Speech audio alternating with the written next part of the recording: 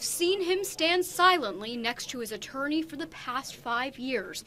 But today, Pat Bombard is breaking his silence, sharing his side of the story. There were mistakes. The mortgage was slandered and tainted and had dirty hands. 8 years ago, the former Skaneateles car dealer bought the house next door from his 94-year-old neighbor, Irma Jerva.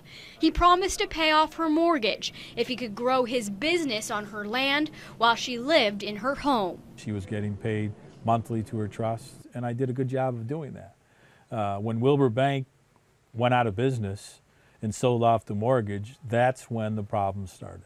But when the financial crisis hit, his bank went bankrupt and sold his mortgage to a third party who he says falsified the mortgage document. They put her signature, pasted and glued it on there after the fact. Something he ultimately pled guilty to in court, hoping his story would eventually be heard in civil court, which never happened. So if Wilbur Bank and the third party are at fault, why did you plead guilty?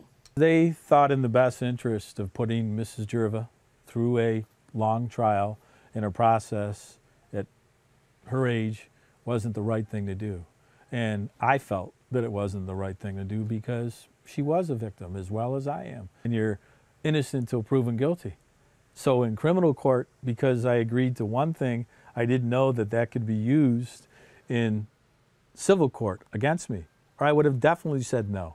I definitely would have went to trial in criminal court. Do you think that you did anything wrong to Mrs. Jerva? That's a hard question.